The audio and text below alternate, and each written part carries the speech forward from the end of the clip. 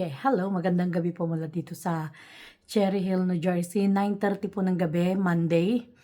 Um, Dumating ako galing trabaho ng alas 7:15, something like that, na nag-work ako ng 10 hours today. So, ginawa ko pagdating ko, nagpahinga ng konti, kumain ng dinner.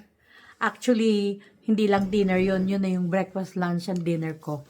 So, super busy ako, wala akong time na kumain sa work today. And then, nagpahinga ako, nanonood ng mga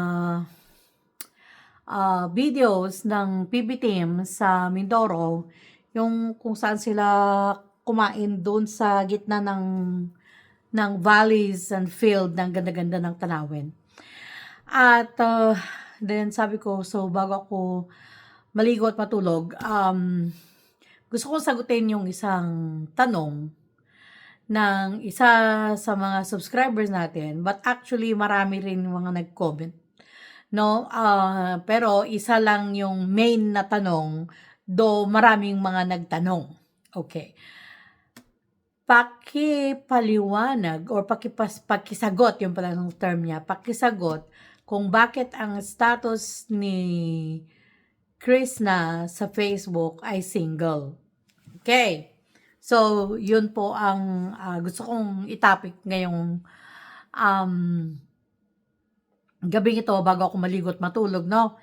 Kasi, tsaka hindi lang siya actually yung nagtanong, marami din yung mga nagko-comment na parang hindi daw totoo na may relasyon. Kumbaga parang ano lang yung ang tawag nito, for the sake of views lang. At kunwari lang. Yon, ganon. Marami pa rin. Though ilang beses na natin tong pinag-usapan, ilang beses na tong tinakal natin ang subject na to, no? Pero siguro this is the last time na sasagutin ko ulit ang tanong na to, only because minention ang tungkol sa status sa Facebook kung bakit single daw. So, para nang sa katahimikan ng lahat, what do you call this? Unang-una, gaya ng sabi ko, may sarili tayong opinion, meron tayong sariling kuro-kuro. Nasa inyo na po kung ano ang interpretation ninyo, pero ito lang masasabi ko. May mga tao po na hindi nag-update ng kanilang relationship status sa Facebook. Tignan niyo po yung aking status sa Facebook. Ano po ang makikita niyo doon as to kung may relationship ba ako sa Facebook? Meron ba akong nilagay doon na in a relationship? Or nilagay ko ba doon na married? O nilagay ko pa doon na single? You know, whatever. Makikita niyo na wala akong status. At hindi lang ako. Marami yung mga tao na hindi pinapansin ang status.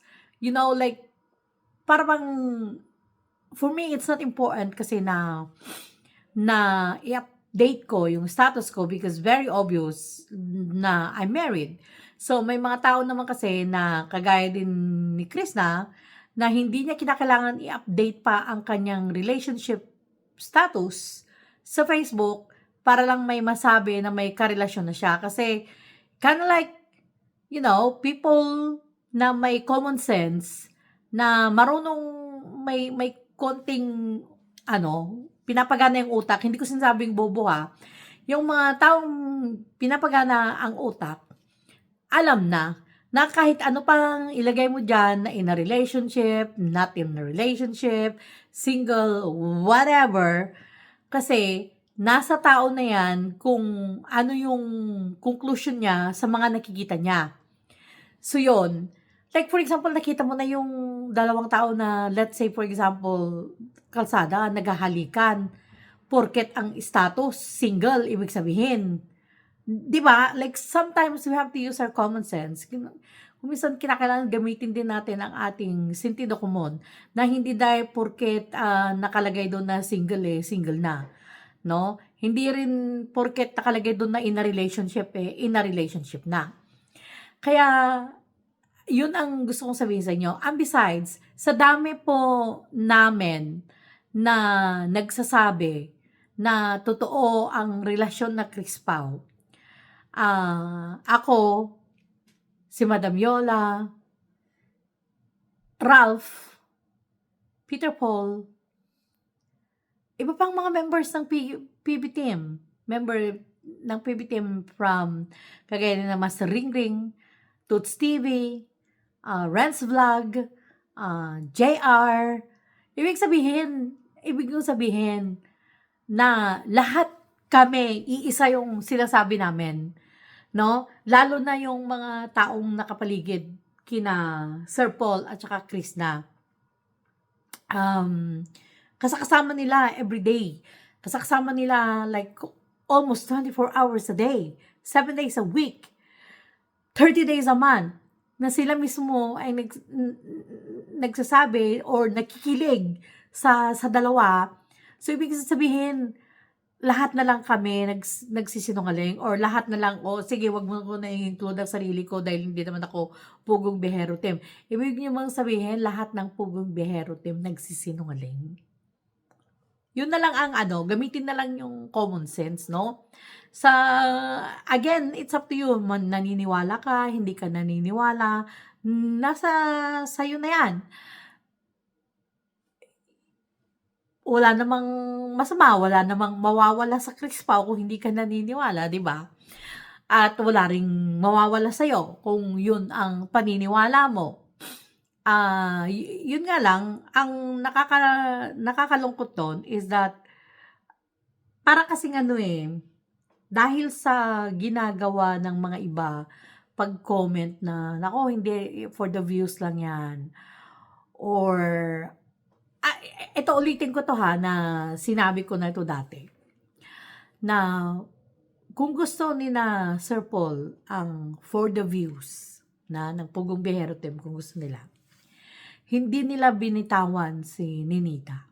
Kasi, isa si Ninita sa mga naging crowd puller, nagpupull or kumukuha ng maraming views si Ninita. Kasi ako mismo, yung mga reaction ko mismo, sa dami na nag-reaction ako kay Mylene, sino ba? Dami-dami ko nang nireactionan din ng mga scholars ng Pugong Bihero. Pero kapag ang pinag-usapan ay tungkol kay Ninita, napakalakas ng view.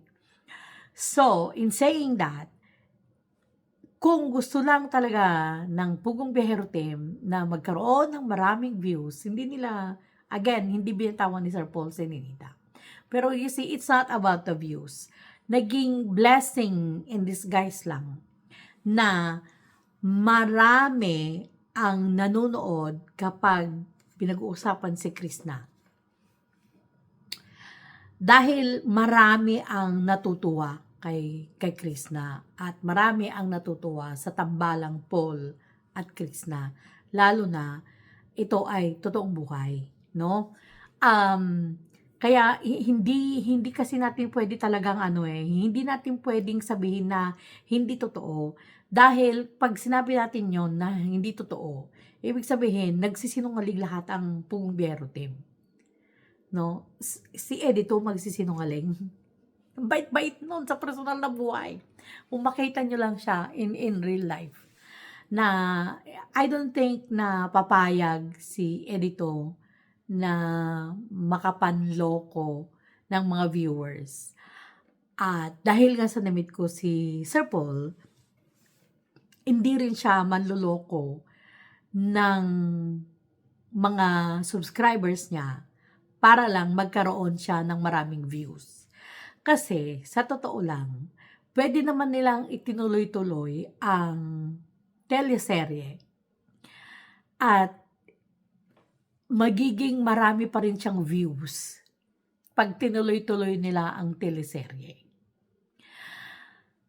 Kaya, hindi mo pwedeng sabihin na kaya lang kunwari may relasyon for the views. No. Hindi po. Dahil ako mismo, nung in-interview ko talaga si Sir Paul, kagaya nga ng paulit-ulit kong sinasabi bago ko nakita sa personal si Sir Paul, na talagang hinintay ko ang episode na kung saan siya nagtapat for all the world to see ng kanyang pagmamahal kay Krishna, at doon talaga ako na-convince na mahal na niya talaga si Krishna. So, hindi magsisinungaling si Sir Paul para lang sa mga views. No, kasi may views, marami pa rin siyang views. Pag kahit pa i-review nyo ang kanyang mga views ng kanyang mga videos, umaabot pa rin ng mga millions yan after ilang buwan ng pag-upload niya ng kanyang mga videos. So, yun lang po ang masasabi ko. Hindi po ako nagsinungaling sa inyo. Hindi po nagsinungaling ang Pugong Biyahero Team tungkol sa makatotohanang relasyon ng Chris Pao. But then again, like I said, wala naman pong mawawala kung hindi nyo paniwalaan, at wala rin sigurong mawawala kung that's it. Like, no? Kung paniwalaan nyo sila, walang mawawala sa inyo. Hindi nyo sila paniwalaan, walang mawawala sa inyo. Yung nga lang, the point here is, hindi po pwede kasing nagsisinungaling ang lahat ng Pugong Biyahero Team sa relasyon ng Chris Pao para lang magkaroon ng maraming views o anuman yung iniisip ninyo na dahilan kung bakit may Chris Pao. Yun lang po. So yan, maraming salamat po sa mga nanonood. Sabay-sabay po nating panoorin lahat ang videos ng Pugong Biyahero Team. Isa pa, pahabol. No, sa sunod na lang na video ko. Para may video ako.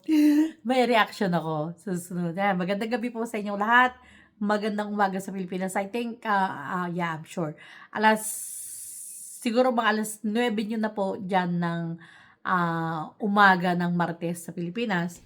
Samantalang dito is I think it's 9:30 already ng gabi, Monday night po dito sa Cherry Hill, New Jersey. Ayan, ang dalim sa labas. Pero nakabukas ng ating bintana kasi medyo maganda na yung weather. Bye-bye. Good night.